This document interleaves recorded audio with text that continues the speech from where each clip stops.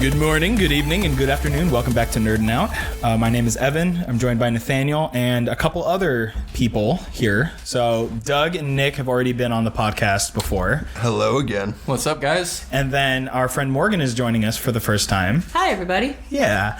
So we are nerds, and we've brought our friends who are also nerds because we want to talk about a nerdy thing that has been around for a while, but lately it's seen a bit of a resurgence, and that is Dungeons and Dragons. Yeah. So I thought it would be fun. We are going to do a short, like, one-off thing, but that'll be a later episode. This episode is more just kind of talking about D&D and sharing stories and kind of our own introductory to the world of Dungeons and Dragons. And yeah, so I thought we could just go around the table, maybe starting with Nick. What was your first Dungeons and Dragons experience? My first Dungeons and Dragons experience was with an old friend, Tyler. He was starting a campaign with Morgan and a couple of other friends, and they invited me to play. It was a fantastic time. It was by far the best dungeon master I've ever played with, and it just got me right into the game. What would you say was the appeal for you? What was the thing that got you hooked? And this is a question I want everyone to think about. I would have to say the ability kind of like to act outside of yourself, to kind of take on a persona, whether it's one that you've wanted to take on your entire life or one that you just thought would be fun to experiment with. That was really the appeal for me. That and killing dragons. Yeah. Killing dragons was the thing for you. Killing dragons and being able to play as somebody else. That's cool. Morgan. Well, actually, fun fact, Tyler's my ex-boyfriend, and actually, it all got started for me when a couple of my friends, Zach and Justin, we all decided, you know what, we've heard about Dungeons & Dragons for some time, we've always been curious about it, let's get it started. And so I actually roped Tyler into starting to DM myself because I thought he's the only guy I know with actual playing experience in Dungeons & Dragons, so I roped him into becoming a DM, and yeah, he's a fantastic dungeon master. And so yeah, we started with a custom campaign that he threw together, and it was just fantastic. For me, the biggest appeal is watching my imagination come to life. I can make up my own story as I go. I can be whoever I want to be, and it's just fun. It's just good fun. You can be funny, serious, homicidal, or a combination of the three. Oh, yeah. It sounded like for a moment you were going to say hilarious, but Yes. I'm sure it does at times. I mean, yes. Homicide's kind of hilarious. It's ridiculously hilarious. Oh yeah. It's the funniest thing known to man. So this is the second time Tyler has come up. I've played in a couple sessions with him, and I will agree with you. He is a great DM. Probably not the best DM I've worked with, but Doug is a DM. Doug is a DM for a campaign that we got going on off the book. So it's. I thought Evan was pointing to himself, and I was like, okay. No, I was totally pointing to Doug. Doug is a DM for our campaign, and he's I think he's awesome. But I think the thing that's great about it is that. I'm sensing the theme already. It's like imagination and being someone else and kind of, acting out. Yeah. So You get to live your own story. yeah, exactly. And I think that's the appeal. I feel like people love the character development in a lot of stories, and when they see that happen in their character that they've made, I feel like it's more personal. And when a character dies, it probably has a lot more weight to it than. Oh my God! Yeah, I have stories about that. I have stories about that. We will get to those stories. Douglas, what was your first experience, and what was the hook?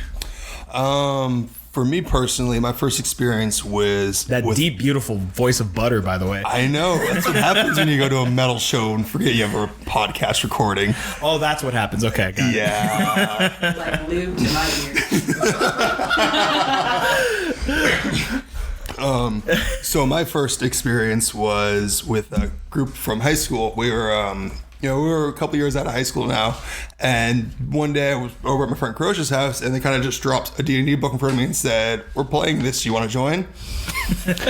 Immediately rolled up a character, and we started rolling through some garbage. I rolled up a Dragonborn rogue, which I had no clue what the hell I was doing, but they didn't either, so it was the best part. And really, my hook was just getting together with friends and kind of laughing and joking and having a good time and building kind of like a little group amongst our already built social group, and just kind of be able to take all those jokes into a made-up world where we can kind of just throw the same bullshit around and have a good time. Cool. So it's kind of like the camaraderie, or kind of like the just kind of spending time with friends as kind of the hook for you. It's what it really is. It's getting people together and just kind of having a good time. Yeah. Whether it's a serious campaign where you really dive in and go through a dungeon, or it's just beer and pretzels having a laugh at each other. Or if it's a serious moment in the actual campaign, or if it's like a fun, goofy moment in a campaign, that's still it's just kind of it's a good time to like spend with friends. It's a good fun time, right? Yeah, exactly. My favorite part is taking a serious character and watching him fumble through everything, and everyone looking at you going, "Come on, was man. that on purpose?" Be like, "I mean, no, no, but I'll play it off like it was." Yeah, really, exactly. So Nathaneal is probably the person with the least amount of experience with Dungeons and Dragons, And the most amount of experience with nerding out. Ooh. He's got his I'm the founder. Excuse you. It was my idea. Well, I you want to came fight? to- You want to fight? I'll fight you in D&D. And keep it in the session, boys. It's okay. Okay. All right. Okay. Yes, I have almost no experience with D&D. I think I've played one game. I've watched You've played one session. one session, and I got into it because of Evan, I think. I was like, this is a really cool new thing. You have to try it. Yes, Evan was like ridiculously excited, and I'd been wanting to play D&D for a long time. I think I'd watched a few matches my friends had played in college. They invited me to watch. They asked if I wanted to play. I just didn't have time. It's always something I've been interested ever since. Some of my friends told me it was a devil, and I was like, I definitely want to play this now. So, yeah, it's been a long time coming, but Yeah. So what was the one thing that intrigued you? But then what was the one thing that was keeping you from taking the plunge, other than like schedule and like busyness? yeah, I mean, mostly it's the time. Okay. It really is just the time. Like the Yeah. amount of time that it takes away from other things is just yeah. It takes a high commitment. So one of the things that draws me to it the most is actually trolling people, as you remember See, if from David our was other here- session. If David was here, he'd be high-fiving you. Oh yeah, he would be. Rest in peace. But He didn't die. Stop it. You might as well. But yeah, being able to role play and just be creative. I mean, almost every aspect of D&D appeals to me. Yeah. I was going to say, speaking of trolling, the first character you made for that one session that was supposed to be part of the campaign was a tiefling sorcerer, I think, named Bobby. Well, he was something? he was a tiefling sorcerer, and I think he was also He was an entertainer. He was an entertainer. He had a little triangle that he hit. His name was Bobby Dean Tillamook III. Yes. And he spoke like this. And yes. And it he was had an a very abomination. obnoxious Southern accent, and he bought onions. You sound like you were Lord of the Breakfast or something. I'm sitting here and I just can't keep a straight face. I remember you were supposed to play with us, but dear God, that's what you were going to sound like. My No. I did play one session that way. That was the there. session No, you weren't missed. there. That was the session you missed. I'm glad I might have killed you. You probably would have. I and it would wanted have been. to. Lotta, my wife, almost killed him. But I almost killed me. so I mean, you did go down, so. you did, yeah. How we played it off for sessions going on was we just played it off as like the next day you were just like, no, this is too much. I'm leaving, and you just dipped. It would have been funny if he like just walked off and just stumbled and died over a twig or something. That would have been accurate. That too. Choking on a Bobby Dean sausage breakfast. You mean Jimmy Dean, but yes, I get the No, joke. Bobby Dean. No, Bobby What Dean. we're doing, yeah. He's got the That was patent the joke. now. He's branded. Yeah, we're rebranding it. All right. What was my first experience? I'm glad you asked. Yeah, no one really cares. Shut up. We're moving along. D&D, guys. That's the worst part about like starting with someone else. It comes back to you, and then it's just like, let me talk about myself now. It's always Tell us more, Evan. So self-centered. you guys don't mean it. Well, my first experience was actually Doug. It was very similar to how Nathaniel got into it, where Doug was just like, hey dude, it's D&D, like I'm really into it, you should try it. And I was just like, and it was like similar, like I've always heard of it. I never really got into it. I never really sat down and watched anyone do it, but Doug came over and then it was Victor was there. Victor, yeah. Yeah, so our other friend Victor, he was there, and he basically had me and Victor fight for D&D. We created characters and then we fought, and I was like, okay, that's interesting, like the combat aspect that makes sense. That's cool. There's like strategy and all that stuff. That's cool. But I really got into it when I sat in. It was New Year's. Yeah, it was the New Year's game, and Yes. we needed an extra guy, so I roped you in. So you were like, hey, let's make you a character and play with us. We played till what, like 2 in the morning? At least 2. We played till 6 or like 5 in the morning or something. Like No. We played. It was 4. I probably dropped you off around like 5 in the morning. Yeah. That's what it was. I didn't get to bed till 5, but Didn't we have like 10 pizzas that night? yes. Yeah. We picked up pizzas, and then we show up, and they also picked up pizzas. So there was so much pizza. Yeah. But I made a halfling rogue for that session. I think I made like a halfling. No, you made a human fighter champion. No, I didn't. Did I? I remember specifically because you died. Well, no, I died. No, oh yeah. Oh no, I made a halfling rogue for the other campaign that Tyler ran. No, that was the same campaign.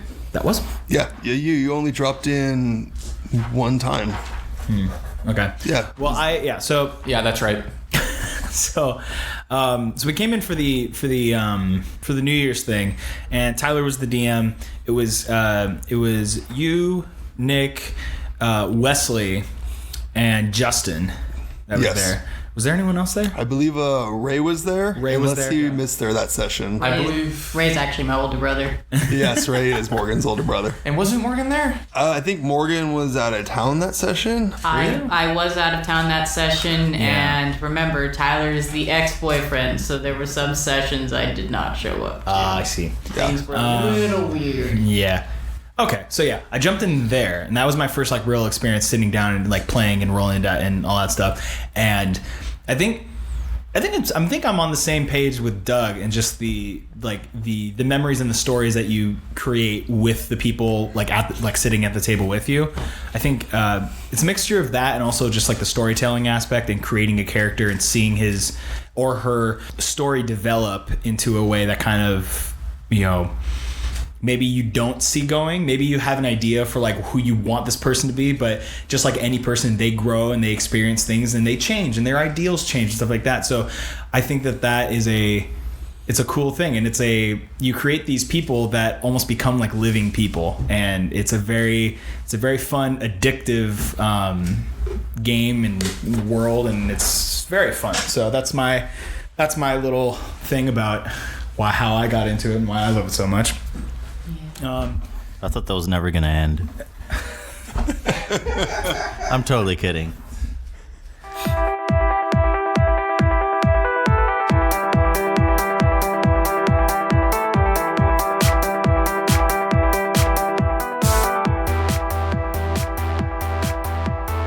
Okay, story time. So we're already beating on the DM, as you guys can tell. Yeah, bro. Yeah, DM, roll 1. Okay, so going forward, we're gonna actually have another episode that comes out after this. That's gonna be a session that we do. Might be split up into 2, might be just 1, depends on how long it goes. Everyone has made characters for said campaign, so I thought what would be fun is we can each person can introduce their character, kind of give a description, how they got involved in this adventuring party, and a fun fact about each character. We'll go the opposite way. So Nathaniel, go. You don't want to pick me first. I have the least want- developed character. I want to see you make it up on the spot. Spare no sure. details. Spare no details. So I am a Dragonborn cleric, black Dragonborn. Ooh. My name is Thought Ho Hor Wyrm the Pure. I'm just kidding. That's not true. My name is Zorwyrm. Zorwyrm. Zorwyrm. I would have been totally fine with that first name. That first name. Pretty gold. On point. It's almost as good as your Warforged cleric. That's another story. Let's see. I'm chaotic good, and what else was I? I think my origin is something with hermit. That's all I got. He's a hermit. He's a hermit. He's a hermit, yeah. Okay, cool. He's just basically lived his whole life just studying different cultures and medicine and stuff like that. Cool. And he hasn't had much experience with people, and he's very old. He's 70 years old. Cool. Good to know. So we got an old man cleric. All right, Doug, tell us about your dude or dudette. I don't know. Well, he's definitely a dude. Okay, I don't want to First assume. off. I don't want to assume gender. Sorry. I am a man. You didn't bring it. I didn't want to interrupt. It's okay. Okay. All right. So, the character I have made for this is a human paladin of redemption, a lawful good. His name is Dervin Goodman, but he goes by Wolf. He actually has a criminal background coming from a life of gangs and running contracts for people, but he got caught up with the wrong people that got him caught, and he spent several years in the jails before one of the cleriges of Tyr came and provided him a path out and to redeem himself for all the evil doing he has done. So now he comes to provide others with that path of justice and righteousness to rid the world of evil in a more neutral manner, kind of bringing Peacekeeping. peacekeeping, you know, instead of the natural violence that comes with being a paladin. What do the American cows say? Peacekeeping? Yes, peacekeeping. So good. Okay. Does he have any distinguishing features about him that help him stand out, or do you have any details on what he looks like? Because this is an audio show, so Yes. it kind of helps to help with the imagination a little bit. Yes, so Devin is 37 years old. Did I write that down right? I don't remember what I wrote down. I actually wrote down 35 years old, 5'10", a good solid 240 build, blue eyes, pale skin with blonde hair.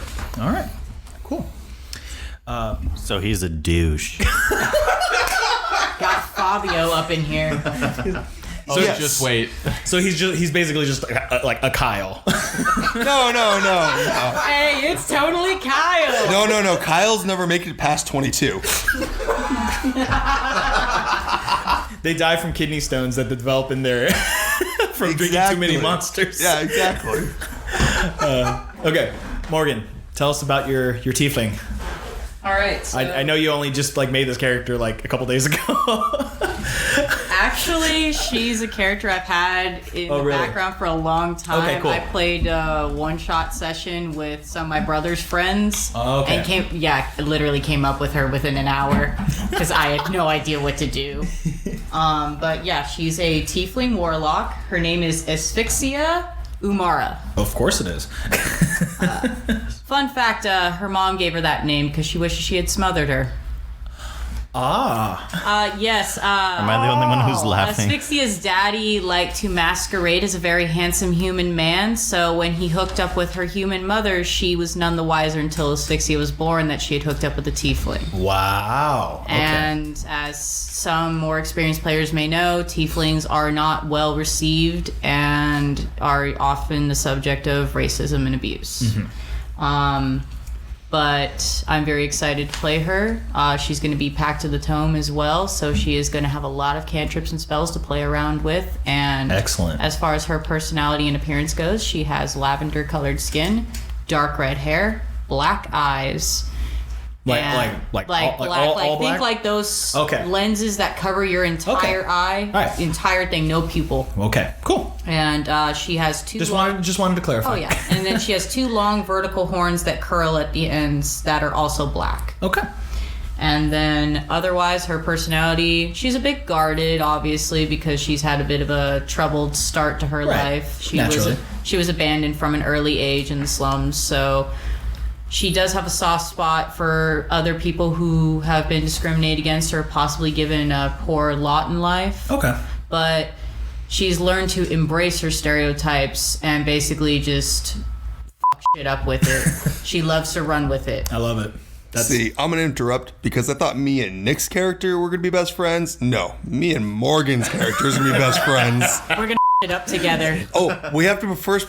We're riding to hell in a fucking handbasket. No. not. We're taking the right of justice to Matir, but you're going to, be my I little... practice the fiend. All glory to the fiend. No. Oh, I'm going to turn you to the righteous. This is gonna be great. I can Oh already God! tell. All right. I knew it. All right. Nick, tell us about your character. All right. So my character's name is Barack Bone Mountain. He is a Wait, human. did you just say Barack Obama? No, I did not. Are you running for president? Are you a diplomat? He's actually running for vice president next year. I see. He is a human berserk barbarian. Of course. He is 25 years old. He looks like he's 30. He is a 6'6", hulking 250 pounds of pure muscle. Awesome. Dark brown hair with strands of red, piercing silver eyes. He comes from he comes from Luskin, which is a Forgotten Realms town. He was kicked out of his clan because he defended his younger brother from a bully. Ended up beating the kid near to death. So probably rightfully so. But that's when he discovered his rage. From there. He was about 18. So when he left out on his travels, he found the Blood Axe mercenary company. He joined them by proving himself in battle, and has been with them ever since until he ran into Doug's character at a bar. Saw his axe, said nice axe. He saw that ass. He's like, That's Pay Run's. damn, look at that paladin. That godly ass. I see the lights. That's a tear ass. Axe. He saw his axe. Looked at him, said nice axe. He looked at my hammer, said nice hammer.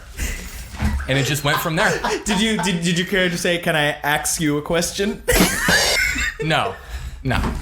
Absolutely not. Not until after a few things of ale. Oh, I see. Okay. He likes playful banter with a strong ale. So the bad puns don't come out until after alcohol. Okay. Yeah. That makes sense. After like one, then it's just puns for the rest of the night. Oh, so he's a A couple cheap Dragon's Yeah. Bloods later, and we're all having good. Yeah. Yep. Perfect. I have a question. Was that actually Dragon's Blood in the campaign? Was What do you mean? You know exactly what I mean. So the thing about in my world, everything has a name, and it's always a fun name. Well, in last week, Evan's character For your campaign. my campaign, Evan's character Micus was at the bar with his wife's character Nisa. They were having a drink. Once everyone finally rejoined the party at the bar, Evan's character looked to the barmaid and said, "Bring me the strongest thing you have." She laughs. She goes to the bartender. No. First she asked, "Are you sure?" And I'm like, "I know what I said." Yes, and she goes to the bar back, and he laughs. So after a minute, she brings him a nice red viscous liquid smoking, and he begins to just chug it. I just down it. And I won't tell you the rest, but he just face plants to the table.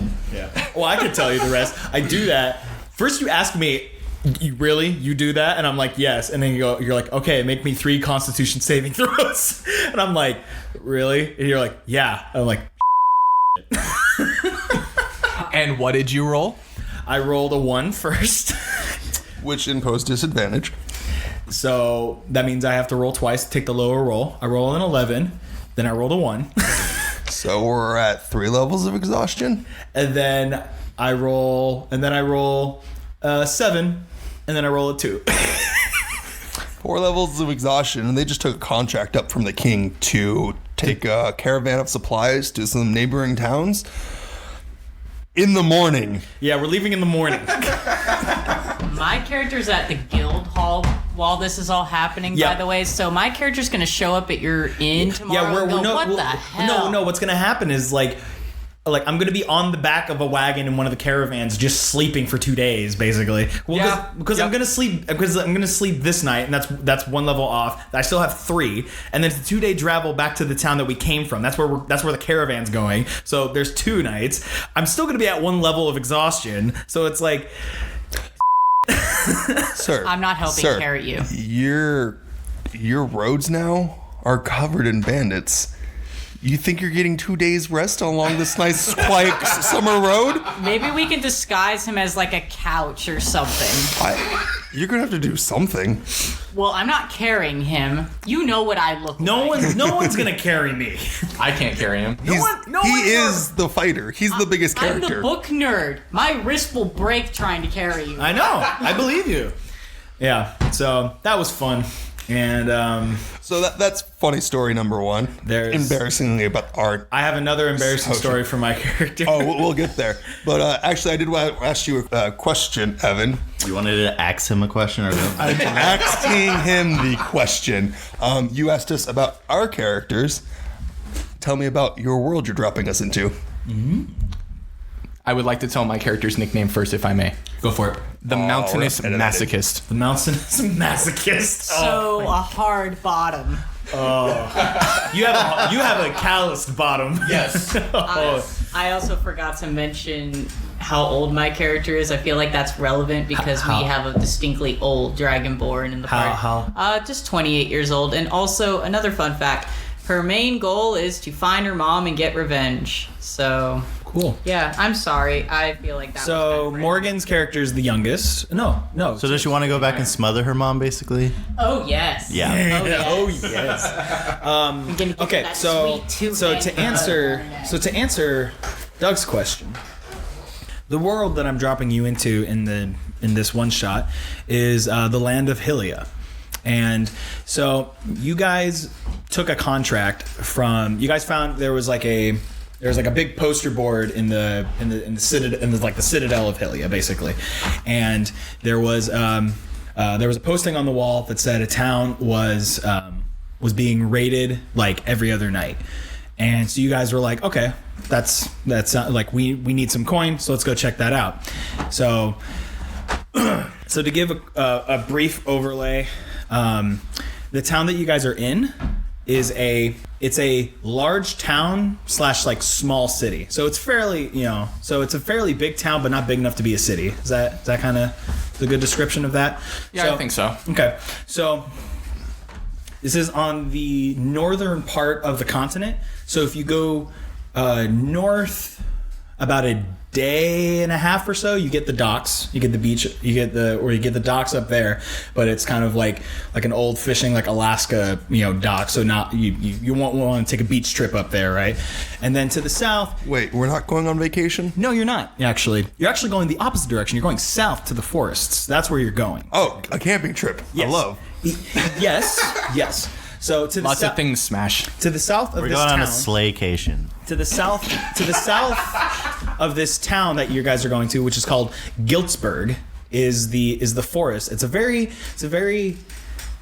dense forest, and it goes pretty far south, and then you hit the mountains where all the dwarves hang out. Basically, that's where, and then you go east and west. It's basically just kind of like plains and hills. There's a desert to the west. The further you go west, there's more of a desert. And more like desert and canyons and stuff like that. And then the more east you go, the more like northeast you go, there's like really big like mountainous peak, and there's stuff up there too. But you guys aren't going that direction. You guys are focused in the town of Giltsburg. That's where you guys are going. And we're not starting the session yet, but that's just a quick little description of where you guys are. And basically what's happening is you guys found the contract. You're like, okay, let's go take care of this. We need some coin. And also you have a paladin here who's like, hey, innocent people are in danger, so we should probably go help them. I just have one question. What's up? Are there dragons Well, in the world at all? Wait, I'm a dragonborn. Never mind. I was going to say, the name of the game is Dungeons and Dragons. So if there was a world that didn't have dragons in it, that'd be kind of disappointing. It'd just be dungeons. It would just be Dungeons and Nick's character's. Yes, exactly. But I'm not telling you guys any explicit details about the world or like the world of the campaign, but that's just a very like brief description of it. Yeah, no, save that all for when we dive into it. Yes, absolutely. But yeah, so tune into the next episode to hear more about that and to hear the story unfold. But we will open it back up to stories if anyone has any. Nick's been chomping at the bit. I do. Okay, go for it. I have 2 stories that I like to tell. Okay, share one and then we'll open it up to someone else and then we can come back to you. I think the first one I'll do is Zill. He was by far my favorite character I ever played. He was a human rogue, but I played him much like a ranger, so he primarily used a bow the entire time. The one fight that is the best story I can ever tell is when we were fighting a beholder. Now, for people who don't know what a beholder is, can you explain what a beholder is? Yeah, a beholder is basically the strongest, one of the most ferocious creatures you can find in D&D. It's aside of Tarask. aside of Trask, but we're not talking about a Trask.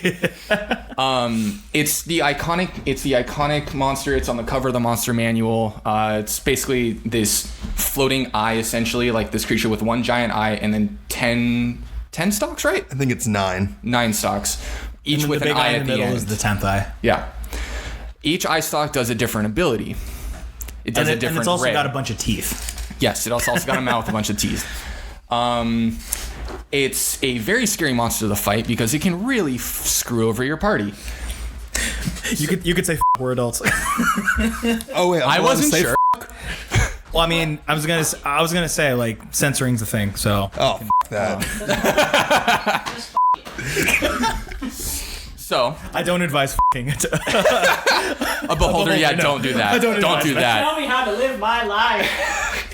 So after the way we run into this beholder is we're fighting this white dragon, this ice dragon.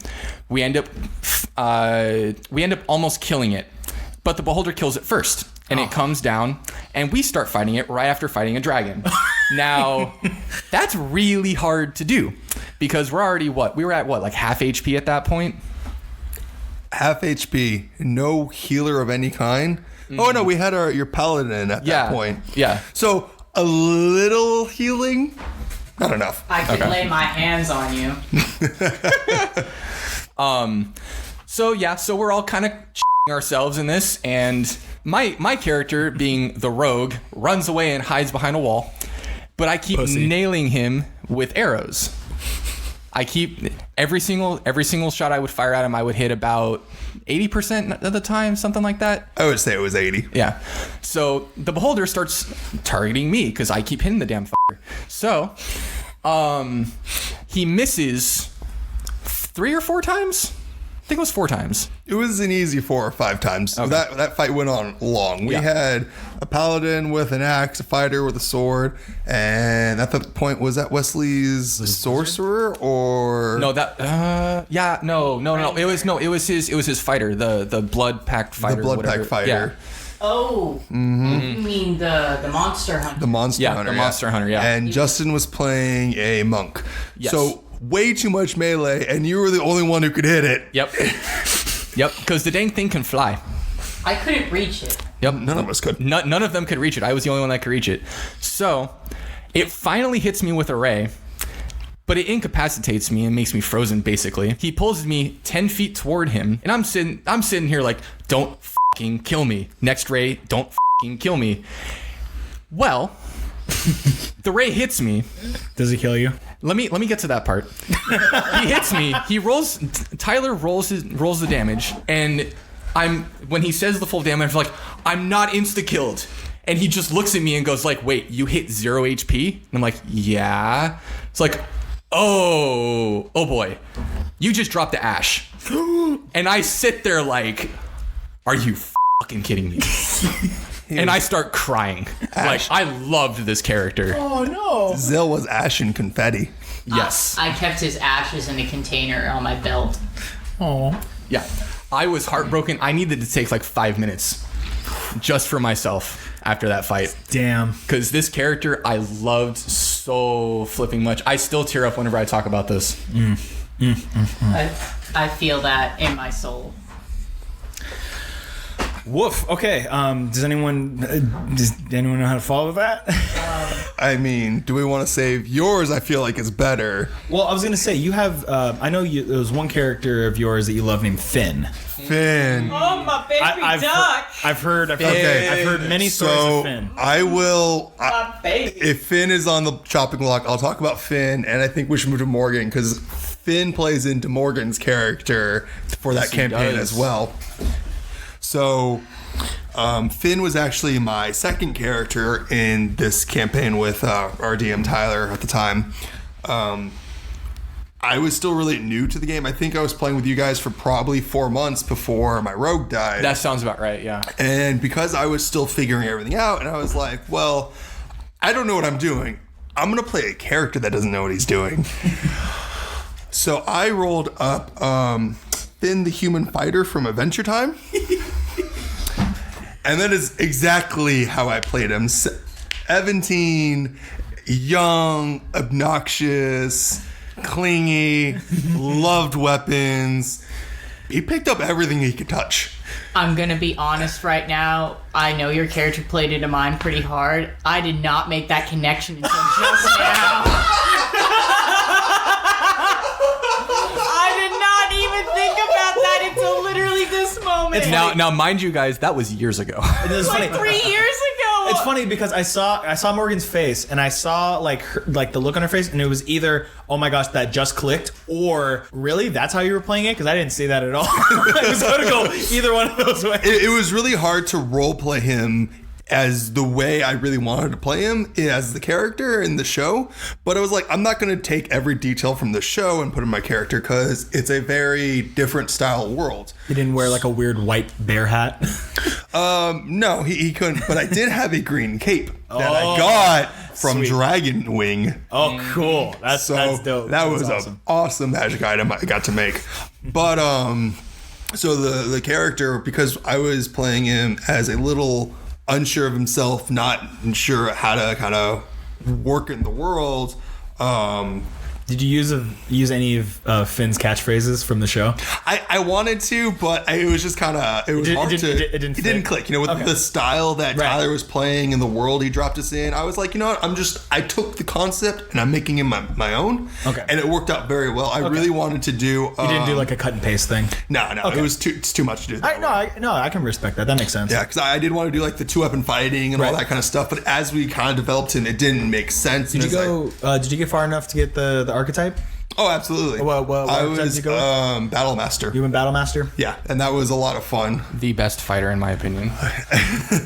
Okay, see, for my fighter just got to level 3, and I was debating a long time when I created the character whether or not I wanted to go Battle Master or Eldritch Knight. Now, the Eldritch Knight appeal is really cool, but my wife actually said, like, I was sitting down with my wife, and I was telling her about it, and she was like, "Do you think your character would pick that?"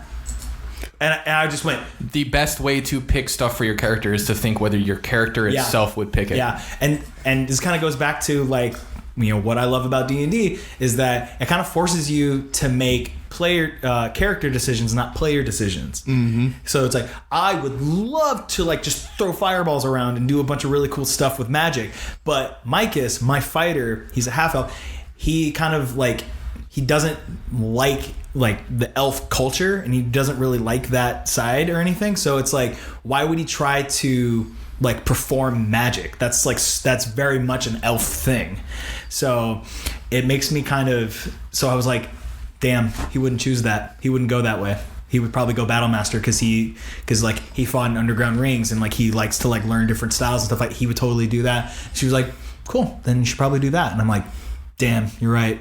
So yeah, I love that kind of stuff. So that's always fun. Sorry. So Finn. No, of course, no. Yeah, that's the great thing about the stories is you can always make great connections to someone else's character. Yeah. But so yeah, the story I am going to tell about Finn is we had. Everyone loves this story because it's brutal. Nick just made a pinching motion with his fingers. I'm really curious. It's the best Finn story. So we had Morgan's paladin Lucius at the time. We had Zill at the time. We had Wesley's ranger Justin. We just lost Justin's warlock and we picked up his monk, and we had my fighter Finn. Finn was still earning, and I mean earning, his place in the group. They really enjoyed using him for traps because Zill backed him up, but everybody made me his babysitter. So yeah, I wasn't okay with that. Well, yes, you were, but I was his daddy. Yes, he attached to. He may have been your father, but I was your daddy. Exactly. That's okay. I didn't really want to watch over him anyway.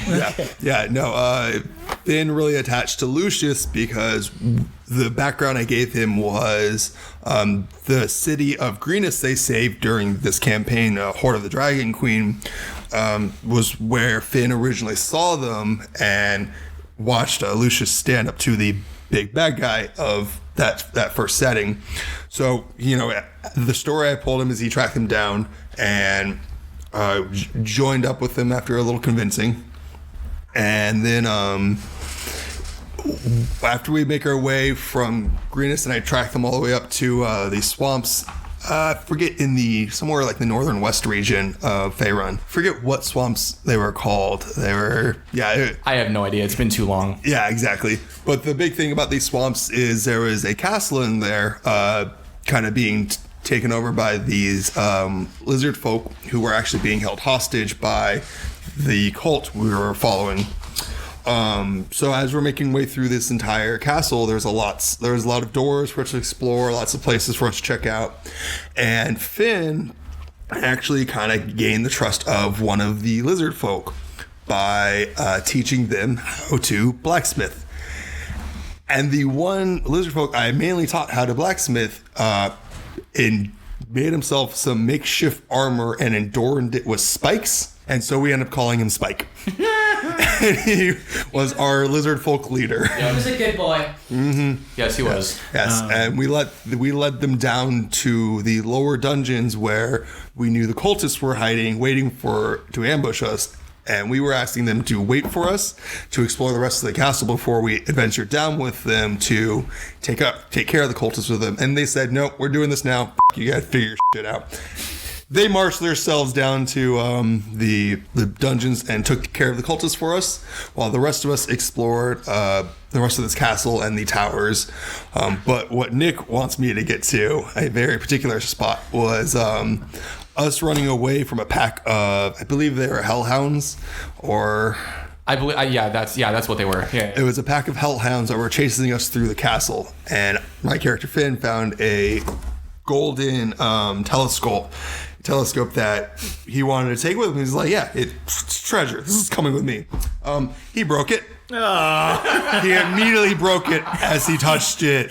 So he thought, it's still gold. And he shovels it into his bag. It's still gold. I love that. And one of the times the hellhounds were chasing us, we made them slip and they were kind of guarding one of the doors. They knew we were behind. So he goes to the top of the tower we're at and shakes that golden telescope out of his bag and drops it along the backside, luring the dogs the other way. So that was a good way for us to get out, and we make our way across the courtyard, and we're presented with, I think it was 2 door options. It was 2 doors. At the end of the courtyard. No, it was off to the right of the courtyard because it was tower and then building with doors. Yes. Yeah. So we go through the building. So you come to 2 doors. You didn't really need that detail. Hey, very important. It's all important. Devil's in the details. And everyone decides, no, we're going left the way we came from. And I'm thinking, well, there's obviously got to be something this way. I decided, open said door to the right where no one wanted to go. And there's just a horde of giant centipede there. Yeah, you've told me this. And I'm like, all right, well, that's not what I'm interested in.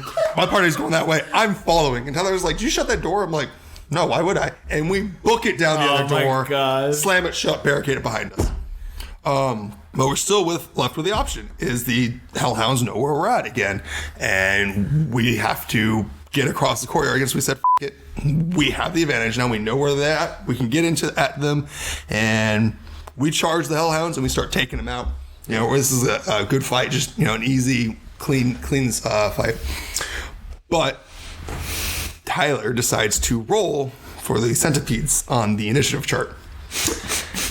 Unbeknownst to us. And after round 3, they come crawling from the room that I decided not to close, chew through the door that we barricaded, and make their way into the fight behind us. Oh no. Yep. And my entire party, who I'm still trying to convince I'm not a complete screw up. I can't imagine you won any points. No. They looked at me and they said, "You're f*** up. You take care of."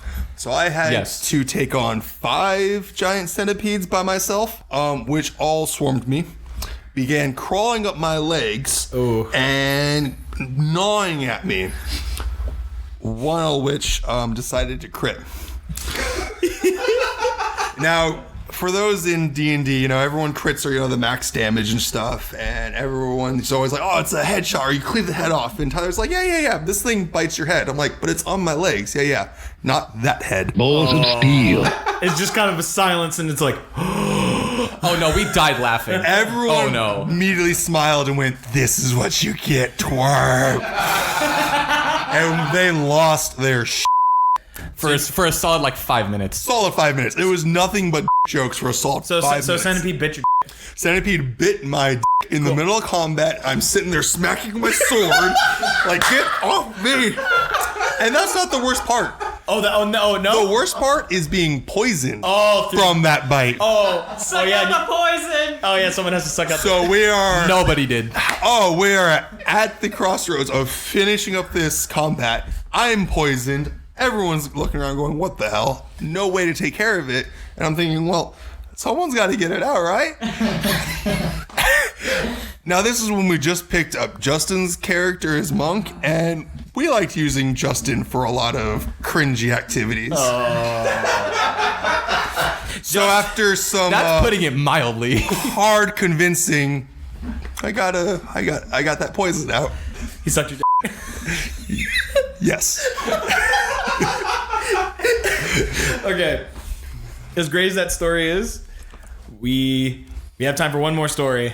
I'm sorry, Nick. I know you had 2, but I want to get. That's okay. I want to get to Morgan because I know she has a story that she wants to tell. Do you remember the whole story? I remember many stories. Try to be closer to. Yeah. I remember many stories. Cool. But the character that's been mentioned a couple times, Lucius, was my Minotaur paladin who went Oathbreaker and then went back to being a paladin again. Wow. A regular paladin. So for people who aren't super familiar with Dungeons and Dragons like Nathaneal here, what is it like Oathbreaker paladin? An Oathbreaker is one that has taken his chosen path and decided to turn his back basically on his faith and the oath that he made as a paladin. So the oath being your archetype for a paladin. So by breaking his oath, he turned his back on his god and went from lawful good straight to lawful evil. Okay. And yeah, Finn was my baby duck, as I often called him that, or I would also call him the son I never wanted. Oh. I would teach him how to dual wield axes in the spare time, try to help him out. That's so wholesome. Yeah. He was a great mentor. I tried my best. Great Minotaur. As long as we don't talk about my thumbs. So many thumb jokes. But They were all well timed. that's easy for you to say. Okay. So tell us more about Lucius. So Lucius went Oathbreaker because early on, it was pre-planned for him to become an Oathbreaker because I heard that was the quickest way for me to be something akin to a Death Knight. And so I really wanted to play something like that. So what happened was with the original party, we went into a dungeon where Wraith was supposed to live. And while we were there, my character died. But we were advised that don't abandon the body. There might be a chance to bring him back. So they drug my body with them through the rest of the dungeon and did come and meet with the Wraith after dealing with a beholder. Thankfully that we were able to talk out of fighting with us. Wow. Yeah, so the Wraith presented a bargain. Basically, let him go through the mind of, at the time was Justin's other character. The Warlock, was it? I believe it was the Warlock. Yes, it was a Warlock. So basically steal all of the information and knowledge that could be gained from our friend Justin's mind, and also giving up the scrolls that we had found, the magic scrolls, as sort of a bargaining chip for him to bring me back. The thing was, when I died, even though I was a paladin, I went straight to the first layer of the 9 hells. And Oh, because you were an Oathbreaker. no, I hadn't broken my oath when I died. But I went to hell. So the Wraith went into my body and brought me back. The thing is, when he brought me back, something interesting happened. It turned out when I was in the 9 hells, I wasn't tortured, but a demon had gone inside my body and was chilling in there. When the Wraith went into my body to bring me back, a piece of the Wraith was left behind with me, and I basically had functioning schizophrenia, where this Wraith was telling me to do bad things. But we found out later on, this Wraith wasn't just a Wraith anymore in my body. The demon and the Wraith had assimilated with each other, and I had a literal inner demon inside of me, gaining bonuses against me as I grew stronger as an Oathbreaker, which leads to one of my favorite moments in that same Horde of the Dragon Queen campaign, which is I can't remember the name of it, but the Celestial Realm. Oh, Yeah. Is it Mount Celestia? I think that's where we went to. Yeah, the home of the gods, basically. And Sheesh.